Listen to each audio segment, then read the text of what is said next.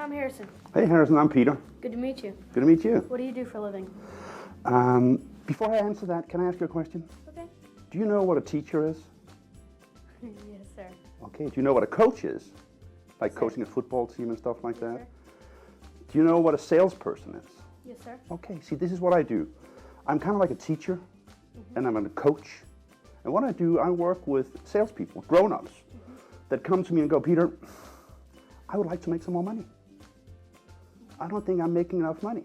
Or they might have a boss that says, you know what, I think you guys could do better.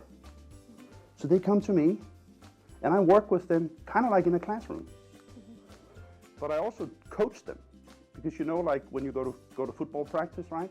One thing is that you practice, but you need someone to watch when you're really playing.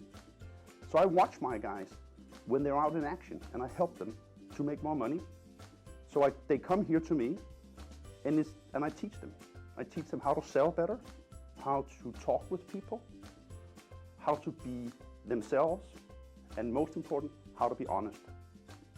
Because honesty is really what helps you when you want to be a really, really good salesperson. So that's what I do for a living. So why do you do this? I do it really because every week somebody comes and says, Peter, you're changing my life.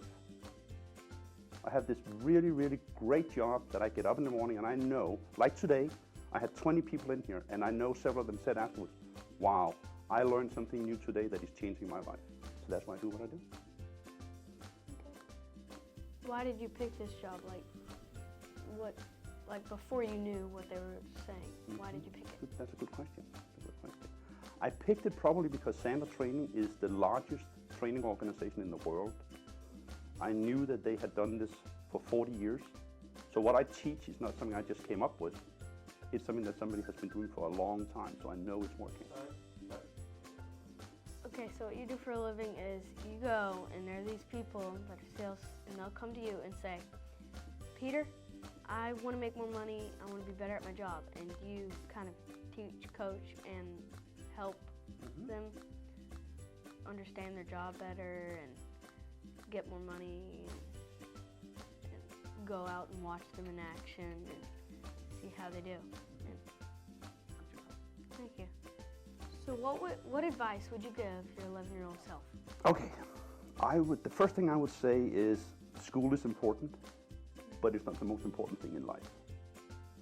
I would say go read a book that is called Think and Grow Rich by Napoleon Hill that was written all the way back in 1933. So that book says, anything that you want to be, you can become. If you believe in it strong enough, you can do that. I didn't know that book when I was 11 years old. I wish I did. I would have done some things differently, I think. But I think that's my best advice. Believe in yourself. If you do that, everything is possible in this world. I guarantee it. Is there anybody who encouraged you to do this job? Yes, actually there was. I did this job, I took this job on, I bought this company 4 years ago. And it was actually some of my clients. I used to be a salesperson myself, or sales manager. And somebody said to me, Peter, when you're really good, is when we put you in front of a bunch of people. So I was looking for something where I could do teaching and training. And that's where I found this.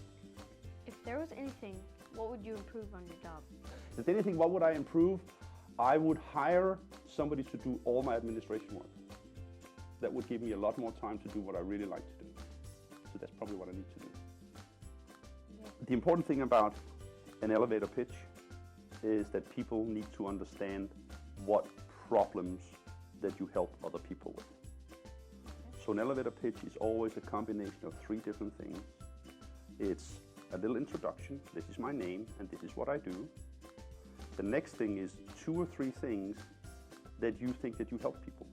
And then it's a question at the end, which is something like, I don't know, but would that be interesting for you?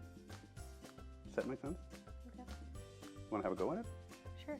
So what do you do? I'm Harrison, and I have this podcasting, and it's called Face the H. People will come out, and I'll interview them and see how they can explain their job. They have 2 minutes to explain it to me, and if I get it, then I'll explain it back to you. If I don't get it, I can ask any question, but I'll have to try and explain your job back to you.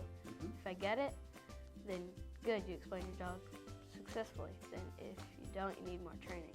Okay. A little bit of advice here. Okay. Sometimes we have to watch out that it not all becomes about what I do and what I want, but it has to be also about the other person. So something like people that I interview are willing to be interviewed by me because they know one of two things are going to happen.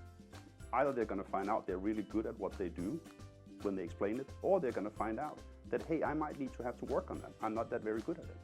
Can you see the difference, what I just did there? I made it about them, right? A lot of people, when they do their elevator pitches or their 30-second commercials, whatever you call them, it's all about them.